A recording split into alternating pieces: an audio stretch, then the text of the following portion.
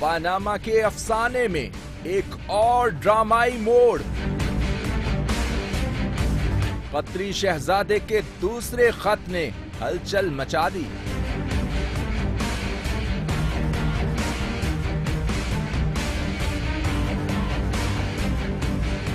आइन की दो शिकों 62 और 63 पर एक मर्तबा फिर बहस छिड़ गई। कौमी असम्बली में अराकीन की हाथापाई, पार्लिमान जंग का मैदान बन गया।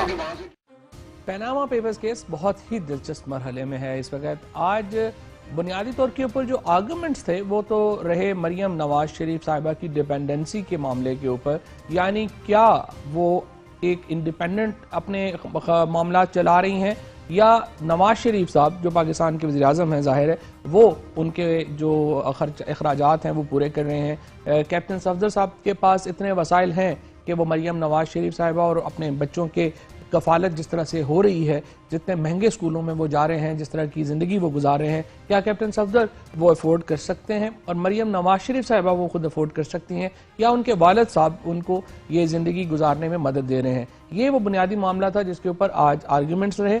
लेकिन जब समाअत ख़त्म हुई तो उस वक़्त जो आज के आर्गूमेंट्स हैं वो दब गए उस अहम तरीन डेवलपमेंट में जो आज हुई, जबकि एक नए कागजात की दरख्वास्त सलमान अकरम राजा जो वकील हैं जनाब हसन नवाज साहब के और हुसैन नवाज साहब के, उन्होंने जमा कराए, जिसमें उन्होंने एक नया खत पेश किया एक कतरी शहजादे का। और कतरी शहजादे ने अपने खत में ये क्लेम किया कि उनको उनके वालिद साहब ने बताया था कि 1980 में उनके वालिद को मियाँ शरीफ साहब ने $80 लाख यानी $8 मिलियन जो है वो कैश दिए थे, बैग में भर के दिए थे। और उससे वो सारे मामलात जो बाद में लंदन में हुए या जद्दा में हुए वो तय पाए। काफ़ी ज़्यादा इस डॉक्यूमेंट के ऊपर जो है वो गुफ्तगू रही, बातचीत रही। इसके जो सियासी पहलू हैं वो उसके ऊपर और लीगल पहलू के ऊपर बात करने के लिए हमने अपने सेगमेंट में ज़हमत दी है जनाब कमर जमान कायरा साहब को। वैसे तो सदर हैं पीपल्स पार्टी शुमाली पंजाब के, लेकिन हम उनसे जो गुजारिश करेंगे कि आज वो हमारे साथ एनालिस्ट के तौर के ऊपर इसका तज्जिया करेंगे कि इसके सियासी असरात क्या हो सकते हैं और लीगल जो मामलात हैं उनके लिए उनको जहमत दी है डॉक्टर इकरामुल हक साहब को लीगल एंगल के ऊपर बात करने के लिए। कमर जमान कायरा साहब से शुरू करते हैं। कायरा साहब, जिस तरह से मैं कह रहा था कि गो पीपल्स पार्टी के से हवाले से आपका तारुफ तो उसमें कोई तारुफ की ज़रूरत ही नहीं है, लेकिन मैं ये चाहूँगा कि एज ए पॉलिटिकल एनालिस्ट हम इसके ऊपर ज़रा बात कर सकें आज कि जो कहानी बनाई जा रही है प्राइम मिनिस्टर नवाज शरीफ साहब की तरफ से, उसके सियासी असरात क्या होंगे मुस्लिम लीग नून की सियासत के ऊपर और प्राइम मिनिस्टर साहब की ज़ात के ऊपर? बहुत शुक्रिया चौधरी साहब। जिस दिन से पनामा का इशू छिड़ा है और उस पर जितने ज़्यादा स्टोरियां बनाई गई हैं, जितने ज़्यादा मुख्तलिफ मौक़िफ़ इख्तियार किए गए हैं, वज़ीर आज़म साहब, उनकी फैमिली, उनके बच्चों, उनके भाई साहब और उनके जो एसोसिएट्स हैं, उनके जो वकील हैं, और उसके बाद जब से ये मामला अदालत में गया, अदालत में उनकी तरफ से जो मौक़िफ़ आया, फिर उसमें तरमीम आई, फिर मरियम साहबा का जो मौक़िफ़ आया, फिर उसमें तरमीम आई, और अब हुसैन नवाज की तरफ से जो मौक़िफ़ आ रहा है, अब उसमें एक नए डॉक्यूमेंट आ रहे हैं। तो कौम को तो कोई शक नहीं है, जितना डॉक्यूमेंट, जितनी चीज़ें प्रेजेंट हो गई अदालत के अंदर। अब अगर माजी को देखें तो मियाँ साहब हमेशा कानून की अदालतों से बचते रहे। जैसे कहा जाता है कि कानून ताकतवरों के लिए नहीं, ताकतवर तो कानून के जाले को तोड़ के निकल जाते हैं, कमज़ोर इसमें फंस जाते हैं। तो मियाँ साहब क्योंकि ताकतवर हैं, पंजाब से हैं, मुस्लिम लीग के हैं, सरबराह हैं इस वक्त आजकल, और पैसे वाले हैं। ये भी तारीख है कि माजी में उन्होंने बड़े बड़े वकील भी खरीदे हैं, बड़े बड़े जज भी खरीदे हैं।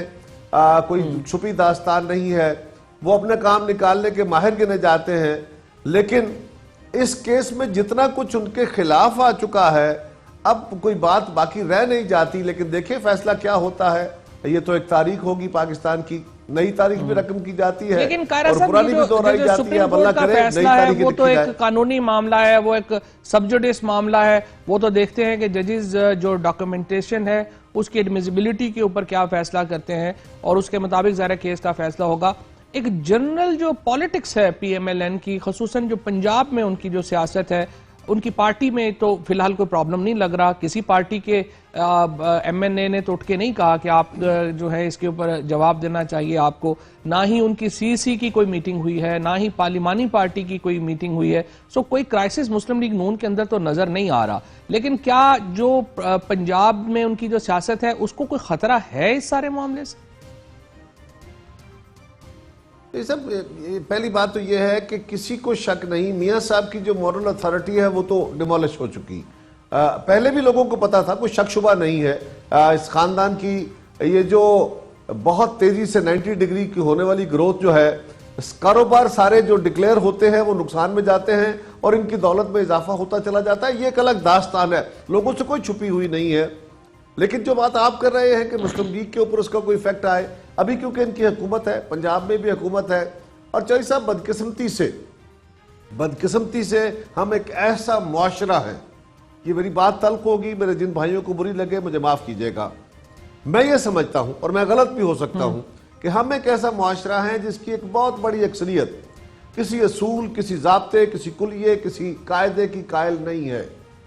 वो ऑनेस्टी को वजन नहीं देते लोग। आज एक दयानतदार होना इस मुआशरे की अक्सरियत के लिए, वोट लेने के लिए कोई क्रेडिबिलिटी नहीं है। कोई पढ़ा लिखा हो, कोई बड़ा किरदार वाला हो, उसकी कोई बड़े तजर्बात एक्सपीरियंसेस हो। इस मुआशरे का कमाल यह है कि 2 नंबर से कमाई हुई दौलत वाला बाइज्जत है, बड़ी गाड़ी में घूमने वाला बाइज्जत है, अनपढ़ जाहिल 2 नंबर का आदमी, कब्जा ग्रुप, वो बाइज्जत है, वो वजीर बनता है, वो MNA बनता है, वो बार बार जिलों के चेयरमैन बनते हैं, फला बहुत बहुत कुछ। तो ये लोग उनको बाकायदा, हम लोग उनको इलेक्ट करते हैं। इसी तरह जब MNA बन जाते हैं तो उनकी अपनी लीडरशिप की अगर कमजोरियां हमें पता भी होती हैं तो फिर भी खामोशी और मसलहत होती है। तो आपको लग रहा है कि इसका जो मोरालिटी है, हमारी पॉलिटिकल मोरालिटी है, वो ओवरऑल इतनी नीचे है कि उसको इन चीजों से कोई फर्क पड़ेगा नहीं। लेकिन एक बहुत ज्यादा न्यूट्रल तबका, पार्लिमानी जिंदगी में तो फर्क नहीं पड़ेगा उनको नहीं, उनको पाकिस्तान की पार्लिमान के अंदर, यानी उनकी जो पार्लिमानी पार्टी है या सियासी जमात के अंदर तो फर्क नहीं पड़ेगा। लोग अगर उनके साथ हैं तो बाकी लोग उनके आगे हाथ बांध के खड़े रहेंगे, जो वो हुक्म करेंगे वो तामील होगी, क्योंकि लोगों को पता है कि उनके जरिए वोट ले सकते हैं, वो इक़्तिदार की सीढ़ी पे पहुंच सकते हैं, वो पार के नजदीक हो सकते हैं। लिहाजा ये किसी असूल की सियासत तो हो नहीं रही, पार के करीब रहना, मेंबर बन के रहना, डॉक्टर हक साहब को भी अपनी गुफ्तगू में जरा शरीक कर लें ताकि जो इसका लीगल एंगल है वो भी हम जरा इस गुफ्तगू में लेके आए। डॉक्टर साहब, जो मनी ट्रेल दी है वो बड़ी दिलचस्प है। वो एक सादा कागज के ऊपर बनी हुई मनी ट्रेल है, और जैसे हातम ताई के शहजादे की कोई कहानी है कि 80 लाख डॉलर जो थे वो बैग में भर के दे दिए थे, फिर 20 साल के बाद मियाँ साहब ने वो वापस मांगे तो कतरी शहजादे ने वो सारे पैसे जो हैं जो सूद समेत मियाँ साहब को वापस किए। उन्होंने हुदैबिया की सेटलमेंट भी उन्होंने की, लंदन के अपार्टमेंट्स भी उन्होंने खरीद के दिए। एक बड़ी देवमालाई किस्म की दास्तान है जिसकी बैकिंग नहीं है किसी बैंकिंग ट्रांजैक्शंस के ऊपर या किसी मामले के ऊपर। किस तरह से एनालाइज करेंगे आज की डेवलपमेंट को आप? ये तमाम जो कहानी बयान की गई है, ये महज एक कहानी और अफसाना तो हो सकता है, मगर इसका हकीकी फाइनेंशियल वर्ल्ड से कोई ताल्लुक़ नहीं है। जहाँ इतनी बड़ी रकूम का तबादला हुआ हो, वहाँ जैसा अभी आपने फरमाया, ये कैसे मुमकिन है कि इतना बड़ा कैश आप थैलों में भर के एक जुरिस्डिक्शन से दूसरी जुरिस्डिक्शन तक ले जाएं। और फिर दूसरी सबसे बड़ी बात यह है कि अगर इतना मुनाफा आ रहा था तो 1980 से लेकर दिसंबर 2000 तक तो मियाँ शरीफ मरहूम भी पाकिस्तान में रेजिडेंट थे, और रेजिडेंट को अपनी टोटल वर्ल्ड इनकम और एसेट्स दिखाने होते हैं। अब आप देखिए कि उसका दूर दूर तक कोई जिक्र नहीं था। चलिए 2000 दिसंबर के बाद तो वो जला वतन हुए और फिर वो वहाँ उनकी 2004 में इंतकाल फरमा गए। अल्लाह ताला उनके दर्जात बुलंद करे। मगर इस सियासत के डॉक्टर साहब, जो वेल्थ स्टेटमेंट थी मियां शरीफ साहब की, उसमें ये जो पैसे थे, ये जो जायदाद थी, ये शो होना जरूरी था क्या कानून के मुताबिक? जी, क्योंकि अगर आप रेजिडेंट होते थे तो आपको अपनी टोटल वर्ल्ड एसेट्स और टोटल वर्ल्ड इनकम पे टैक्स देना होता था, और अगर आपने किसी बाहर, या जाहिर है कतर में तो कोई इनकम टैक्स नहीं था, तो डबल टैक्सेशन का क्रेडिट भी यहाँ कोई सवाल पैदा नहीं होता। दरअसल उस पूरी आमदनी पे आपको टैक्स भी देना था और वो असासे भी यहाँ जाहिर करने थे, जो कि इसका कोई सबूत मैंने तो नहीं देखा। इसलिए जब तक ये बयान जो किया गया है एक ख़त के ज़रिए और एक सादा कागज़ के ऊपर हिसाब किताब के, जब तक इसका ताल्लुक़ पाकिस्तान के रिकॉर्ड के साथ या बाहर के किसी बैंकिंग रिकॉर्ड के साथ नहीं मिलता, ये महज एक मटीरियल तो हो सकता है, एक कागज़ तो हो सकता है, मगर सबूत के तौर पर नहीं माना जा सकता। नहीं, जो कागज़ पे जो खत भी बना हुआ है वो भी कह रहे हैं मुझे मेरे वालिद साहब ने बताया था।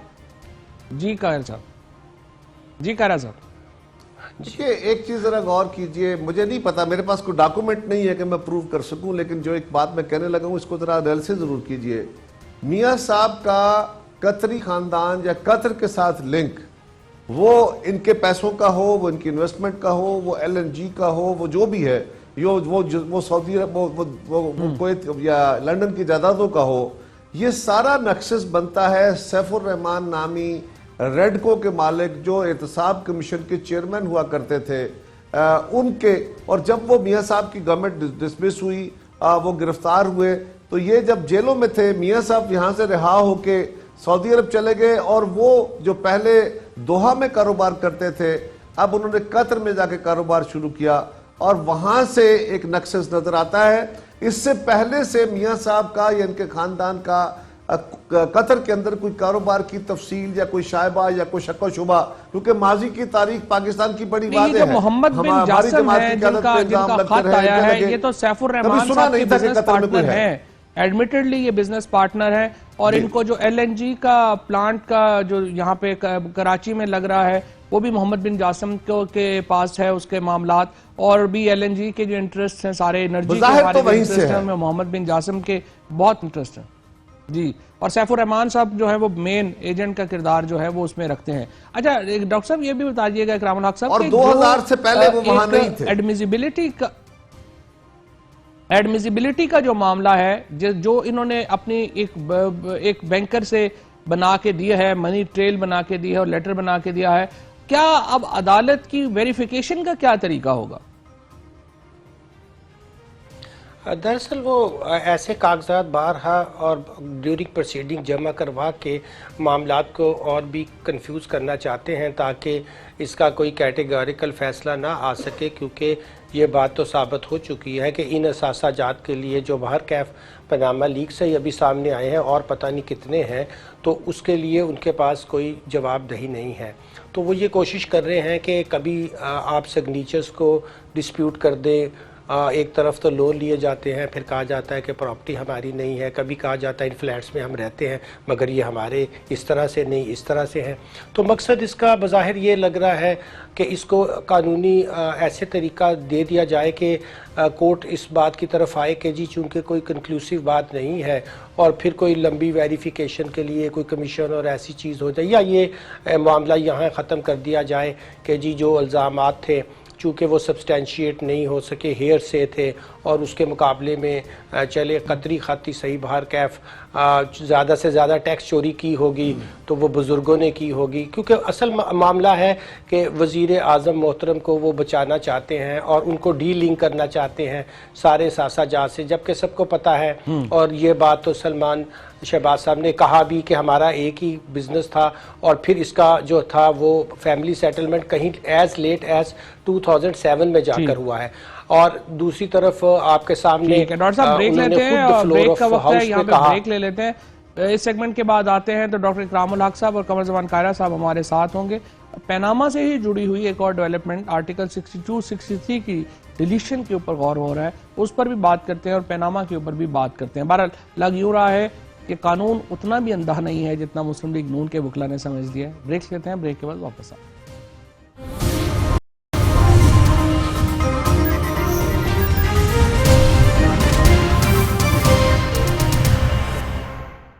प्रोग्राम के इस हिस्से में हम बात करेंगे उस तरमीम की तरफ जो आर्टिकल 62-63 में लाने की कोशिश की जा रही है, और आपसे कुछ देर कबल जो है वो पार्लियामान में बहुत हाथापाई हुई PTI और PMLN के मेंबरान के दरमियान, और जो मामला चल रहा है पनामा का वो जाहिर है कि एक बहुत एक सूरत हाल जो है वो कोई इतनी अच्छी नज़र नहीं आ रही उस सारे मामलात के ऊपर। कमर ज़मान कायरा साहब, आर्टिकल 62, 63 में तरमीम का इस वक्त जो हुकूमत प्रपोजल बना रही है उसको किस तरह से लेते हैं आप? अच्छा साहब, मुझे नहीं पता वो प्रपोजल क्या देना चाह रहे हैं, क्योंकि अभी प्रपोजल टेबल नहीं हुई, अभी कोई गुफ्तगू हो रही होगी। लेकिन देखना यह है कि आर्टिकल 62, 63 हो या कोई और आर्टिकल, आइन में तरमीम होती रहती है, ये एक लिविंग डॉक्यूमेंट है, ये कोई नई बात नहीं होगी, कोई अचंभे की बात नहीं है। आर्टिकल 62, 63 में जब 18वीं तरमीम हो रही थी उस वक्त भी तजवीज़ थी कि इसमें तरमीम कर ली जाए। कई शिकों पर मुतनाज़ शिकें हैं जो ज़िया-उल हक के दौर में डाली गई थी, लेकिन उस वक्त कुछ जमातों ने इसका साथ नहीं दिया, लिहाजा इसको एक्सेप्ट कर लिया गया और कहा कि जिन चीज़ों पे इत्तेफाक है वो तो कर लें। अगर इसको करना है तो कोई हर्ज नहीं है, लेकिन आज इस वक्त अगर उसको इस टाइमिंग के हिसाब से देखा जाए और इसके रिट्रोस्पेक्टिव इफेक्ट के साथ इसको लागू करने की बात की जाए तो ये किसी सूरत ना तो ये चल सकेगी, ना इसको लोग कबूल करेंगे और ना ही अदालत इसको कबूल करेगी। अदालत भी इसको स्ट्राइक डाउन कर देगी, पार्लियामान इसको पास नहीं करने देगी, कोई जमातें पास नहीं करने देगी, मीडिया इसको एक्सेप्ट नहीं करेगा, कौम इसको एक्सेप्ट नहीं करेगी। यानी इसकी नीयत, अगर आप समझ रहे हैं कि टाइमिंग की वजह से जो है वो मसाइल पेश आएंगे इसके ऊपर। जी डॉक्टर इकराम उल हक साहब, आपका क्या तजज़िया है इस वक्त, अगर हुकूमत ये करे कि सादक और अमीन के मामलात जो है वो आर्टिकल 62-63 में से निकाल दिए जाए? देखिए, अगर आइनी पोजीशन तो अभी कायरा साहब बता रहे थे कि उसके लिए आज बहुत मुश्किल है जब उनकी सेनेट में वो, और ये टाइमिंग भी बहुत अजीब होगा। अगरचे इस तरह की जो शर्त है वो ना भी हो तो हमारे यहाँ खुद सेक्शन 12(2) जो है रिप्रेजेंटेशन ऑफ पीपल्स एक्ट का, उसमें अगर आप अपने सासाजात को और अपने दूसरे मामलात को सही तरीके से बयान नहीं करते तो वहाँ डिस्क्वालिफिकेशन और उसकी सज़ा अपनी जगह मौजूद है। फिर हमारे यहाँ जो है वो मिसकंडक्ट ऑफ रिप्रेजेंटेशन का पुराना लॉ भी 1977 का मौजूद है, करप्शन के लॉ मौजूद है, कई तरह की मौजूद हैं। असल मामला ये है कि जैसा आज हमने देखा कि ब्रिटिश वर्जन आइलैंड के अंदर भी, तो आपको याद होगा कि जो बेरर सर्टिफिकेट्स थे उसकी रजीम को दुरुस्त करने के लिए उन्होंने कहा कि ये सारे इमोबलाइज कर दिए जाएंगे जब तक आप हमें उसके सही मालक बेनिफिशरी का नाम नहीं बताएंगे। अब ये उन्होंने एक भी डॉक्यूमेंट अभी तक नहीं पेश किया जिसमें ये बता सकें कि ये असल में जब ये बनी कंपनियां तो इसके बेनिफिशियल ओनर चाहे वो बेरर सर्टिफिकेट से थे कौन थे। और ये खुद इस बात की तरफ इशारा करती है कि दरअसल ये शुरू में ही, और जैसा कि बहुत से डॉक्यूमेंट्स हैं, अब जर्मन भी बता रहे हैं और आपने देखा BBC ने भी बताया कि कभी इन प्रॉपर्टीज़ के बारे में ये गुमान नहीं हुआ कि इसके अंदर और सेल एंड परचेज हुई, और वो बारहा कहते रहे हैं कि हमने इसको एक लंबे अरसे की मॉर्गेज पे लिया है। अब अल-तौफीक में भी इसका जिक्र है। अब 99 की जजमेंट में जिस प्रॉपर्टीज़ का जिक्र हो वो आप कहें कि मैंने 2006 में सिर्फ बेरर सर्टिफिकेट के फिजिकल हैंडिंग ओवर से लिया। 2006 में तो ऐसा कानूनी भी नहीं था। एफिडेविट जमा करवाया गया है जिसमें ये शहजी नकवी ने कहा है कि जी मैंने तो रहमान मलिक साहब की जो दस्तावेज थी, जो FIA की रिपोर्ट थी, उसकी वजह से समझा था कि ये प्रॉपर्टीज मलकियत हैं, तो मैंने कह दिया कोर्ट में जाके कि मलकियत हैं। आपको लगता है कि इतना सिंपल है क्राउन कोर्ट से ऑर्डर लेना, सिर्फ शहजी नकवी साहब जैसे बता रहे हैं? नहीं, ऑब्वियसली वो जो अल-तौफीक इन्वेस्टमेंट फाइनेंशियल इंस्टीट्यूशन था उसने इस बात का पूरा एहतमाम किया होगा, उन्हें पता था ये पॉलिटिकल लोग हैं, और तो ये अगर 99 में बरतरफ ना होते तो इनका तो पूरा इरादा था जैसे पाकिस्तान में लोन वापस नहीं किए थे ये लोन भी ले लेते। इसीलिए उन्होंने बहुत सी जो थे इसके अंदर गारंटीज़ और प्रॉपर्टीज़ बाहर की रखी, क्योंकि उस वक्त तक अदारों को पता चल चुका था। आपने देखा कि कंसोर्शियम से इतना बड़ा लोन लेने के बाद उसके ऊपर डिस्क्वालिफिकेशन का ऑर्डर भी मौजूद है शहबाज शरीफ साहब का।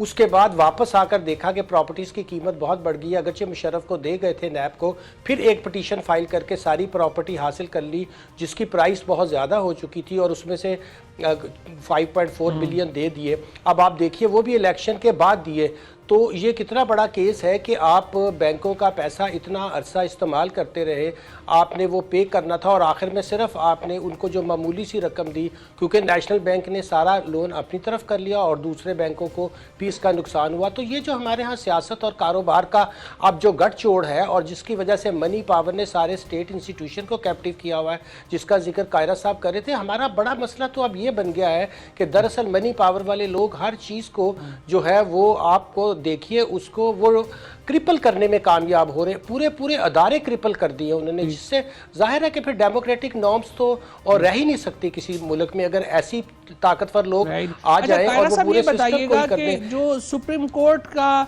जो पोस्ट हमने देखा, ठीक है, पोस्ट इफ्तिखार चौधरी जो जिस तरीके से सुप्रीम कोर्ट आगे जा रही है और अब जो सुप्रीम कोर्ट के ऊपर एक इतना बड़ा मामला जो है वो तो दरपेश है, ठीक है, कानूनी तौर के ऊपर सुप्रीम कोर्ट ने फैसला करना है, कुछ नहीं करना, लेकिन वज़ीर आज़म साहब एक पॉलिटिकल मोरालिटी के ऊपर बैठे हुए हैं। अपनी वो जो हुकूमत, असल में जमहूरियत में तो मोरालिटी की इंपॉर्टेंस है, तो वज़ीर आज़म साहब को क्या ये फ़र्ज़ नहीं बनता कि सुप्रीम कोर्ट को ही इतने बड़े इम्तिहान में क्यों डालना है? अगर वो कुछ अरसे के लिए जो है वो तहकीकात को अगर चाह समझते हैं और वो किसी PMLN के किसी और लोग आदमी को जो है वज़ीर आज़म बना दें, क्या ये ट्रेडिशन इस तरह की सेट नहीं होनी चाहिए? तो सब इस पे आने से पहले एक छोटी सी गुजारिश कर दूं, बड़ी वजाहत के साथ ये बार बार कहा जा चुका है कि ये जो असासे जिस पर इस वक्त इन क्वेश्चन है लंदन के, ये असासों की मलकियत कभी भी नीलसन एंड नेस्कोल से चेंज नहीं हुई। नीलसन एंड नेस्कोल की मलकियत क्या रही, उसके डायरेक्टर कौन से थे? अगर 2007 से 6 से पहले 6 में ये ख़ानदान आया तो इससे पहले बड़े आसान काम है, इनके पास वो सारे डॉक्यूमेंट्स होंगे कि इन्होंने किससे डायरेक्टरशिप ली थी, उन्होंने किससे ली थी, वो बता दे कौम को, वो बता दे अदालत को कि देख लीजिए नीलसन एंड नेस्कोल जो हैं ये 1992 में फलां की मलकियत थे, उसके बाद फलां की मलकियत हुए, उसके बाद हमारे पास डायरेक्टरशिप आ गई। तो ये मामला काफ़ी हद तक इनका सुलझ सकता है। उधर भी जाने को तैयार नहीं है, कोई डॉक्यूमेंट देने को तैयार नहीं है, मनी ट्रेल देने को तैयार नहीं है। एक कहानियाँ और फर्जी खतूत जो है उससे, मतलब इससे बड़ा क्या मजाक होगा कि कौम का वजीर आज़म पार्लियामान में खड़ा होकर जिस तरह बातें कर रहा है और वो कौम से खिताब कर रहा है और बाद में कहता है नहीं वो तो मैंने वैसे ही बात कह दी थी, वो तो बस उसको छोड़िए, वो ऑथेंटिक नहीं है, वो सियासी बात है, अदालत के अंदर हम कुछ और बात कह रहे हैं। और अब ये मामला सारा जिस तरह वज़ीर आज़म की कोई अगर कोई मॉरल अथॉरिटी थी तो वो तो कई गए दिनों की बात है और मियाँ साहब के बारे में अब से नहीं, पुराना जी। चौधरी साहब आपको नहीं पता, इस मुल्क के किस शख्स को नहीं पता, हम जो 3 बंदे इस वक्त इस प्रोग्राम में हैं, हम में से किसी को डाउट है, कौम के अंदर किसी को डाउट है कि किस तरह इत्तेफाक फ्लरिश हुई? दिलचस्प काम देखिए, यानी मियाँ साहब कहते हैं इत्तेफाक फाउंड्रीज जो थी हमारी, वो जब नेशनलाइज हो गई तो हम फूटी कौड़ी भी हमारे पास नहीं रही और फिर हमने दोबारा कारोबार शुरू कर दिए, फिर अरबपति हो गए, फिर हमने जाके जद्दा में दुबई में बिल लगाई, वो बिल घाटे में गई, उसके बाद हमने जाके कामयाब किए जद्दा में, नहीं, फिर वो कहते हैं कि जोनाथन जहाज रोक लिया बेनजीर भुट्टो ने और 90 में हम फिर जो है वो पेनीलेस हो गए, 91 में फिर हमने नया बिजनेस शुरू किया, हम फिर बिलियनर हो गए, 99 में मुशर्रफ साहब आए, हम फिर पेनीलेस हो गए। नहीं चौधरी साहब, दिलचस्प बात, जितने कारोबार डिक्लेयर हैं वो सारे के सारे घाटे में हैं, सारे, लेकिन इनके अरबों की दौलत बढ़ती जा रही है, इनका लाइफस्टाइल बढ़ता जा रहा है और करोड़ों रुपए एक दूसरे को उधार भी दे रहे हैं, गिफ्ट भी कर रहे हैं।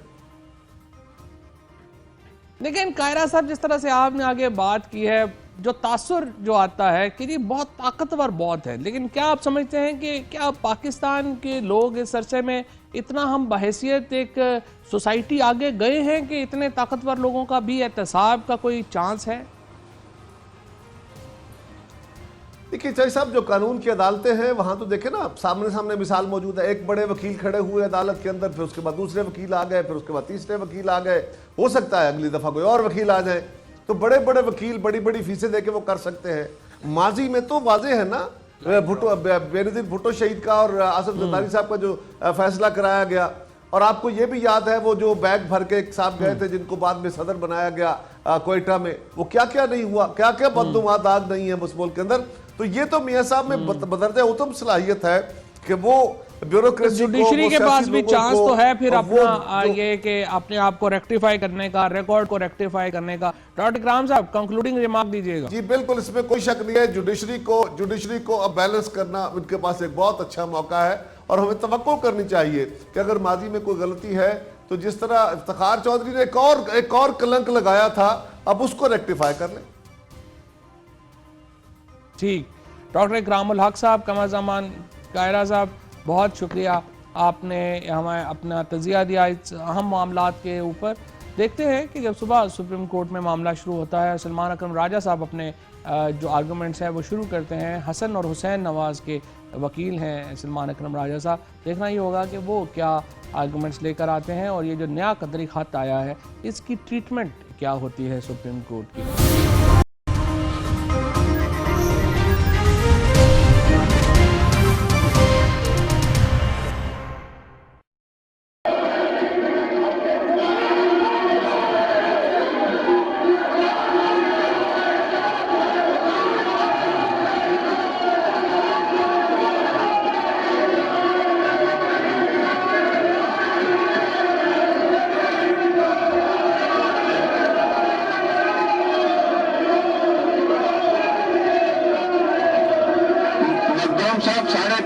साढ़े तीन साल से जब आप इनको कहते हैं चुप हो जाओ तो चुप हो जाते हैं।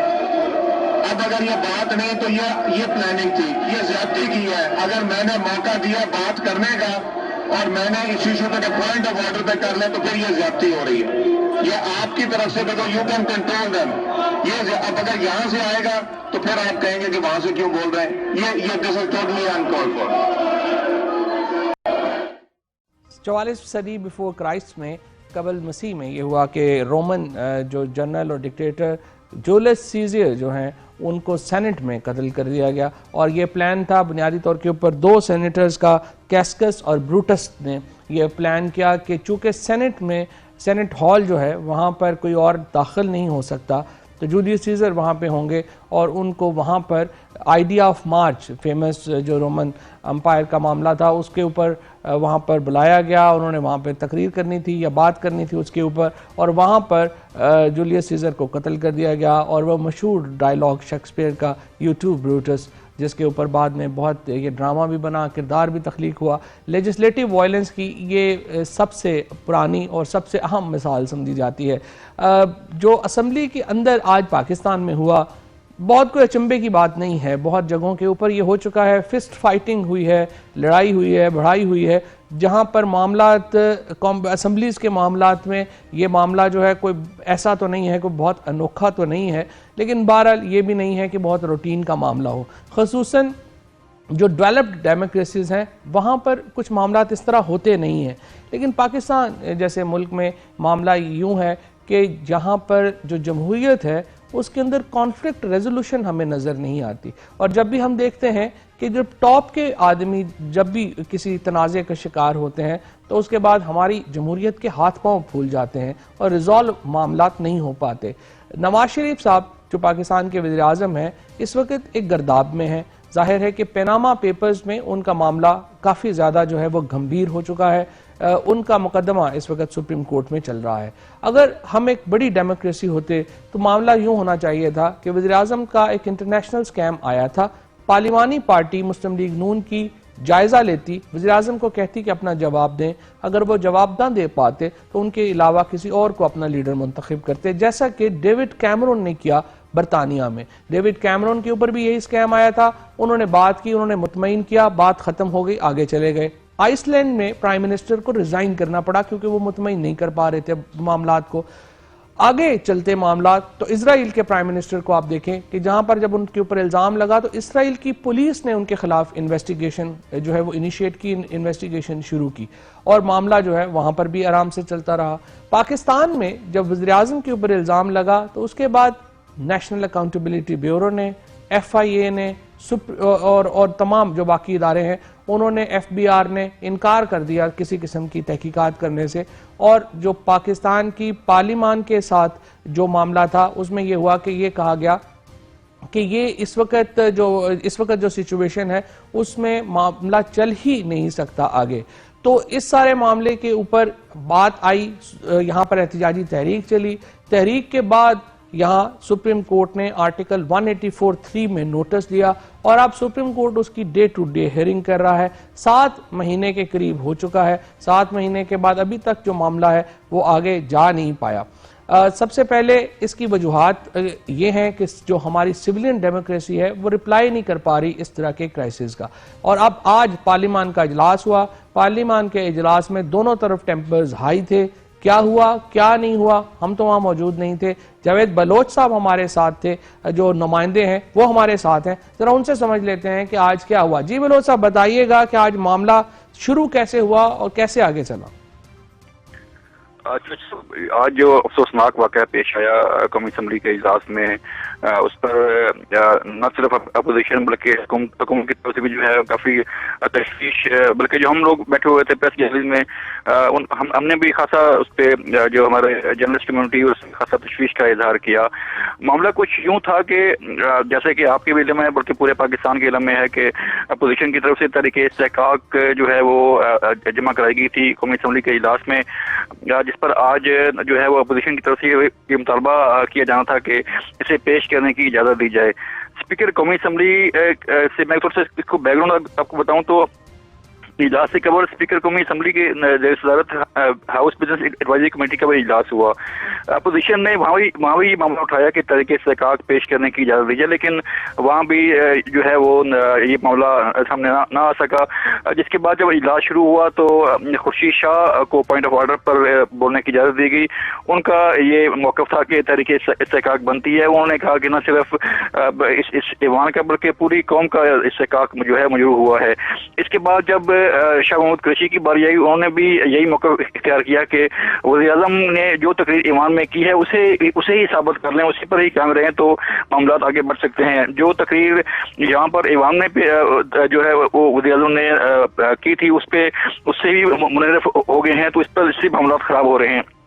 ये सूरत चल रही थी कि तहरीके इंसाफ के रहनुमा शाह महमूद कुरैशी ने जब अपनी बात खत्म करने लगे तो बीच में से तहरीके इंसाफ की तरफ से नारे शुरू हो गई। मीनवाइल हुकूमती बेंचों से भी नारे लगने शुरू हो गए, एक दूसरे को चोर चोर तक कहा गया। ये बताइएगा कि जो बिजनेस एडवाइजरी कमेटी का जो मीटिंग हुई वहां पर क्या ये तय नहीं हुआ था कि प्रिविलेज मोशन जो है वो दिया जाएगा? अपोजिशन को स्पीकर ने इजाजत नहीं दी तहरीके इस्तेहकाक पेश करने की, ये कह रहे हैं आप? साहब वहाँ भी यही स्पीकर का मौक़िफ़ था कि ये मामला सब्जेक्ट है, कोर्ट में चल रहा है, तो ये इसको पेश नहीं किया जा सकता। जिस पर अपोजिशन के अरकान ने उस हाउस बिजनेस एडवाइजरी कमेटी के इजलास का भी बाइकाट किया, वहाँ भी अपना एहतजाज रिकॉर्ड कराया, जिसके ये शुरुआत वहाँ से हुई। असल में जो कौमी असम्बली के इजलास मैंने उनको हमने जहमत दी है, जरा इस मामले के ऊपर उनसे जो है वो बात करते हैं। मायजा, जो आप कौमी असम्बली में आप कह रहे हैं कि सुप्रीम कोर्ट में केस पेंडिंग है, सुप्रीम कोर्ट में आप कह रहे हैं कि कौमी असम्बली में आर्टिकल 66 का तहफ़्फ़ुज़ हासिल है, तो दोनों ही तरफ आप नहीं लग रहे? हमारी तरफ से तो कोई कंफ्यूजन नहीं है। सुप्रीम कोर्ट में ना हम इस्तिस्ना मांग रहे हैं और ना हम अपनी मेंटेनेबिलिटी मांग रहे हैं। और 3 दिन तो आपने आर्टिकल 66 पर बहस की। एक मिनट फवाद साहब, just for your clarity, supreme और जो पार्लियामेंट है उसके अंदर जो है एक प्रिविलेज मोशन मूव करने के लिए एक स्टांस की गई स्पीकर साहब की तरफ से, who is the custodian of the house. उन्होंने ये कहा है कि ये मामला कोर्ट में है, सब जुडिस है, so we can not go further than this. लेकिन इसमें कोर्ट में आप कह रहे हैं कि कौमी असम्बली में पेंडिंग है। एक प्री प्लान तरीके से पीटीआई वाले आए नेशनल असेंबली में और इन्होंने आके नारेबाजी करना शुरू की, और यहाँ पे हमारी तरफ से हुकूमती बेंचों से, आपको भी पता है कि हर मिनिस्टर की किस तरह की रेपुटेशन है। शाहिद खाकान अब्बासी साहब जो हैं बहुत डिसेंट आदमी हैं, उन्होंने जाके वहाँ पे रिकंसिलिएटरी तौर पे जाके बात करने की कोशिश की ऑपोजिशन से, जो पार्लियामेंट का तकाजा है। लेकिन वहां से जो रिएक्शन आया वो आपने वीडियोस में भी लेकिन अगर रिकॉन्सिलिएशन का तकाजा तो फिर ये था मायजा के स्पीकर साहब खुर्शीद शाह साहब को प्रिविलेज मोशन कम से कम पेश करने देते। ये आप कैसे रोक सकते हैं कौमी असम्बली के मेंबर को कि वो प्रिविलेज मोशन ही पेश ना करे? द पॉइंट इज कि अगर प्रिविलेज मोशन मूव होनी है या नहीं होनी, उसका कॉन्टेक्स्ट देखे ना, कि जब आपके पास एक सिटिंग मिनिस्टर आ गया बात करने के लिए, डिस्कस करने के लिए, तो आप उसको उसके ऊपर जो है फिजिकली अटैक कर दें। ये लेकिन इसका जो बुनियादी कॉज है वो तो फिर स्पीकर साहब हैं, जिन्होंने एक दफा फिर जो है वो बायसनेस का मुजाहरा किया और अपोजिशन को इजाजत नहीं दी कि वो अपनी प्रिविलेज मोशन दे। की स्टांस ना लेना फवाद साहब, मसला यहाँ पे ये आ रहा है कि कल जो इंसिडेंट हुआ सुप्रीम कोर्ट के बाहर, पीटीआई की एक कारकुन जो है उस्मा कारदार, उन्होंने धक्का मार के सुप्रीम कोर्ट का दरवाजे को तोड़ दिया। और वो तो सारे मीडिया ने बताया है कि उसका बेचारी का तो कोई कसूर नहीं था। चलें, बहरहाल thank you very much Maiza, आपने हमें ज्वाइन किया, अपना वर्जन दे रही थी। लेकिन बहरहाल स्पीकर साहब भी लग रहा है कि स्पीकर साहब, मुझे तो नहीं समझ आती कि प्रिविलेज मोशन स्पीकर साहब कैसे रोक सकते हैं किसी असेंबली के मेंबर को। अगर प्रिविलेज मोशन पार्लियामेंट या असेंबली नहीं पास करेगी तो वो रिजेक्ट कर सकती है। असेंबली की जो हक है कि वो प्रिविलेज मोशन आए। प्राइम मिनिस्टर साहब और कौमी सुप्रीम कोर्ट में कह रहे हैं कि आर्टिकल 66 वहां पे एप्लीकेबल है, और यहाँ पर कह रहे हैं कि आर्टिकल वहां पे सुप्रीम कोर्ट में पेंडिंग है। एक पोजीशन बहरहाल स्पीकर साहब को लेनी पड़ेगी। स्पीकर साहब का जो कुर्सी है, वो जो डिमांड करती है स्पीकर साहब से, वो बिल्कुल उसके कॉन्ट्रेरी ही उनका कंडक्ट जा रहा है। आज का प्रोग्राम यहीं तक, इजाजत दीजिए, खुदा हाफिज।